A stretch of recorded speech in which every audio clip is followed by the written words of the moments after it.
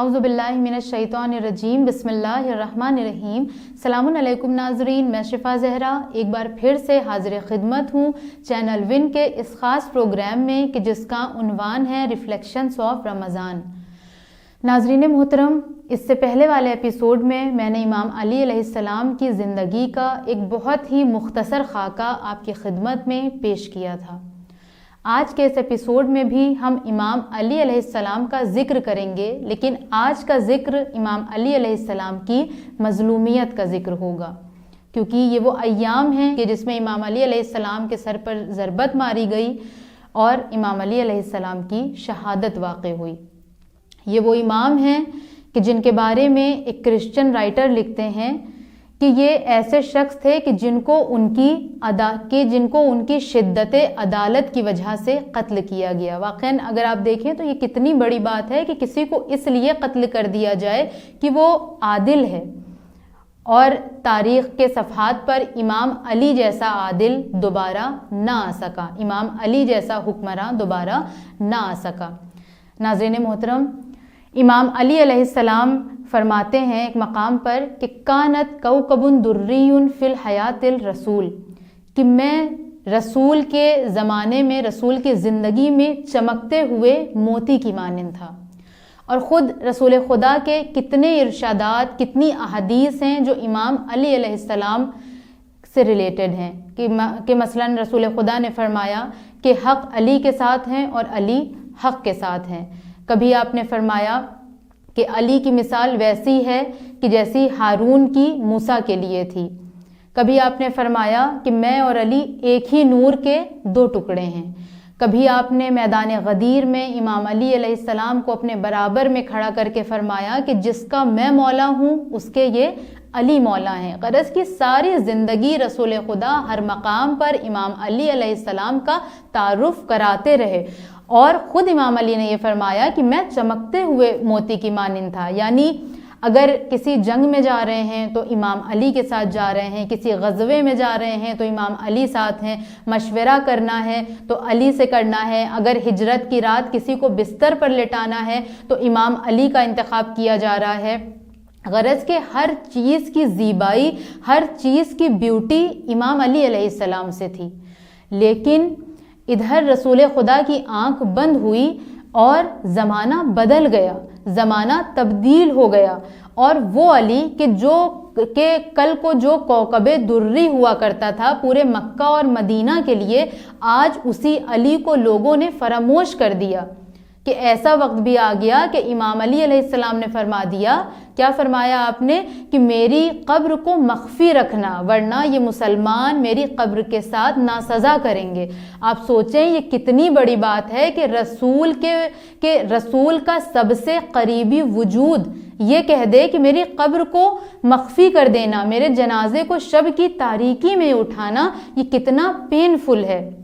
اس کے علاوہ آپ دیکھیں کہ رسول خدا کے بعد امام علی علیہ السلام سے ان کا حق چھین لیا گیا، لیکن مشیت پروردگار کے امام علی علیہ السلام نے تلوار نہیں اٹھائی۔ وہ علی جو فاتح خندق و خیبر تھا، کہ جو ایک وار میں دشمن کو دو ٹکڑے کر دیتا، آج وہ علی خاموش ہے۔ امام علی نے کوئی تلوار نہیں اٹھائی، کوئی جنگ نہیں کی، بلکہ آپ کی زوجہ جناب فاطمہ الزہرا سلام اللہ علیہا کے بارے میں ملتا ہے کہ آپ لوگوں کے گھر جایا کرتی، دق الباب کرتی، یعنی دروازے پر نوک کرتی، اور جب لوگ گھر سے نکلتے تو آپ فرماتی کہ کیا تم بھول گئے کہ میرے بابا نے میرے شوہر کے بارے میں کیا فرمایا ہے؟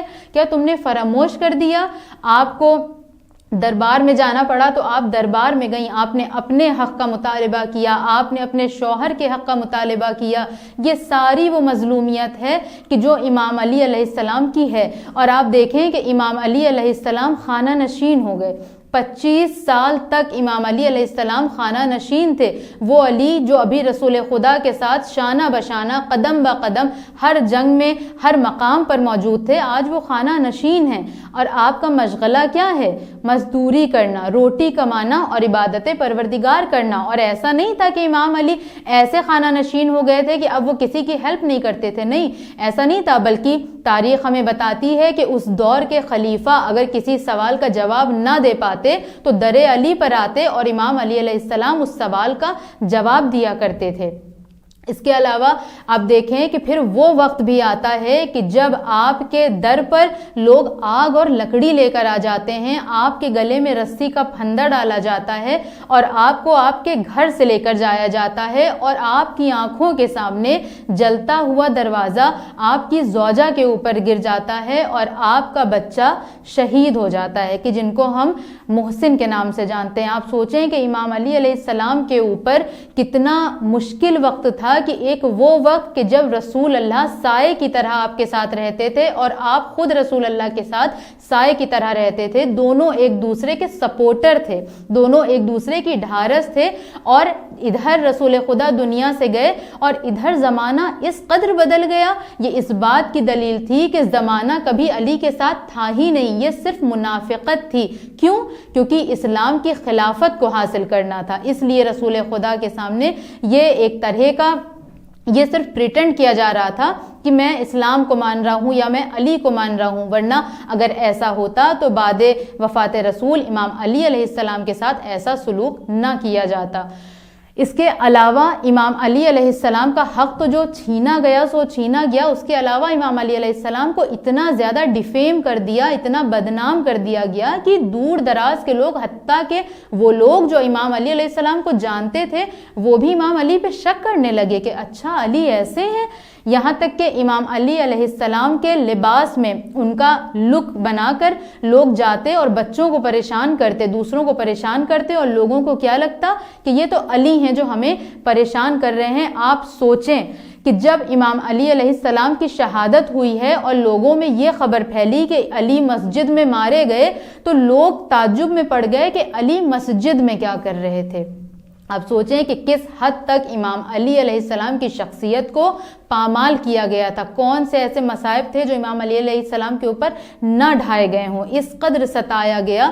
لیکن اس کے باوجود بھی امام علی علیہ السلام نے اپنی امامت کے فرض کو نہیں چھوڑا، وہ مسلسل ان تمام تبلیغات میں لگے تھے کہ جس کی ذمہ داری آپ کے کاندھوں پر تھی، جس کی ذمہ داری رسول خدا آپ کے کاندھوں پر دے کر گئے تھے۔ اور پھر وہ وقت بھی آیا کہ جب 19 رمضان کی صبح آئی، امام علی علیہ السلام مسجد میں آئے اور آپ نے دیکھا کہ ابن ملجم سجدے کی حالت میں لیٹا ہوا ہے، اور آپ نے ابن ملجم کو بیدار کیا۔ یہ ہے کردار علی کہ جو یہ جانتا ہے کہ یہ میرا قاتل ہے، لیکن امامت کی ذمہ داری یہ ہے کہ امام کے اوپر فرض ہے کہ چاہے پھر وہ میرا قاتل ہی کیوں نہ ہو، لیکن نماز کے لیے، دین خدا کے احکام کے لیے، احکام الہی پر عمل کرنے کے لیے مجھے اسے بیدار کرنا ہوگا۔ اور پھر اس کے بعد وہ وقت آیا کہ جب امام علی علیہ السلام سجدے میں گئے تو ابن ملجم نے آ کر آپ کے سر پر ایسی ضربت لگائی کہ آپ تاب نہ لا سکے۔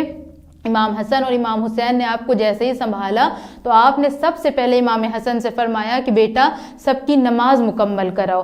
آپ دیکھیں کہ ایسی حالت میں کہ ہمارے علماء لکھتے ہیں کہ آپ کا سر بیچ سے اس طرح سے شگافتہ ہو گیا تھا جیسے کسی کتاب کو بیچ سے کھول دیا جاتا ہے۔ آپ تصور کریں کہ آپ کے زخم کا کیا عالم رہا ہوگا، لیکن آپ نے ایسی حالت میں نماز کو فراموش نہ کیا، بلکہ آپ نے نماز کی طرف لوگوں کی توجہ دلائی، اور پھر آپ نے یہ فرمایا کہ فزتو برب الکعبہ، کہ رب کعبہ کی قسم میں کامیاب ہو گیا۔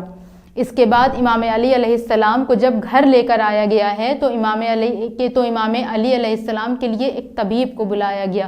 اس طبیب نے جب اس زخم کو دیکھا تو کہتا ہے کہ میں نے آج تک ایسا زخم کبھی نہ دیکھا، اور یہ ایسا زخم ہے یا علی کہ آپ وصیتیں کرنا شروع کر دیں۔ جس کے بعد امام علی علیہ السلام نے وصیتیں کرنا شروع کی۔ اسی اثنا میں ابن ملجم کو لایا گیا، اور جب امام علی علیہ السلام کی نظر ابن ملجم پر گئی تو آپ نے دیکھا کہ اس کے دونوں ہاتھ پس پشت بندھے ہوئے ہیں۔ تو ایک مرتبہ امام علی نے فرمایا کہ اس کے دونوں ہاتھوں کو کھول دو، یہ مناسب نہیں کہ کسی کے ہاتھ کو اس طرح سے پس پشت باندھ دیا جائے۔ اس کے بعد امام حسن سے فرمایا کہ اے حسن، اگر میں زندہ رہا تو میں اپنا قصاص خود لوں گا، لیکن اگر میں دنیا سے رخصت ہو گیا تو ایک ضرب کے بدلے فقط ایک ضرب۔ آپ سوچیں کہ کیا کردار علی تھا، یہ وہ کون سی شخصیت تھی کہ جو اپنے قاتل کے ساتھ بھی اس طرح سے پیش آ رہی تھی۔ ناظرین محترم، علی کا یہ وہ کردار، یہ وہ شخصیت تھی کہ جس سے لوگوں نے استفادہ نہ کیا۔ پھر وہ روز آیا کہ جب امام علی علیہ السلام اس دنیا سے رخصت ہو گئے۔ گویا ایک طرح سے ہمیں یہ میسج بھی ملا کہ ایک طرف سے اس شب میں قرآن صامت وہاں سے یہاں آ رہا تھا اور اسی شب میں قرآن ناطق یہاں سے وہاں جا رہا تھا، اور امام علی علیہ السلام کی آنکھیں بند ہونے کے بعد یہ امت اپنے امام سے محروم ہو گئی۔ وہ یتیم بچے اپنے شفیق باپ سے محروم ہو گئے کہ جن کا سہارا صرف علی تھے، کہ جن کے لیے امام علی فرمایا کرتے تھے کہ میرے دل کو اس وقت تک سکون نہیں ملتا جب تک میں کسی یتیم کے چہرے پر مسکراہٹ نہ لے آؤں۔ یہ وہ علی تھے کہ جو راتوں میں اپنی پیٹھ پر روٹی کی بوریوں کو لے کر جاتے اور لوگوں میں تقسیم کیا کرتے تھے۔ آپ سوچیں کہ جب امام علی اس دنیا سے رخصت ہوئے تو ان کا کیا ہوا ہوگا۔ ان بھوکے لوگوں نے اپنے امام کا راستہ دیکھا ہوگا کہ شاید ابھی کوئی آئے گا، لیکن امام علی علیہ السلام کے بعد ان کا انتظار صرف اور صرف انتظار میں رہ گیا۔ امام علی کی اس شہادت کے موقع پر آئیے ہم سب مل کر امام علی علیہ السلام سے یہ عہد کریں کہ پروردگار نے ہمیں جتنا بھی کیپیبل بنایا ہے، ہم اس کے اکارڈنگ جتنا ہو سکے اپنے آس پاس کے غریبوں کی، اسپیشلی یتیموں کی مدد کریں۔ آج کے ایپیسوڈ کو میں یہیں پر تمام کرتی ہوں۔ آپ سے پھر ملاقات ہوگی ایک دوسرے پروگرام میں، تب تک بنے رہیں چینل ون کے ساتھ۔ والسلام علیکم ورحمۃ اللہ وبرکاتہ۔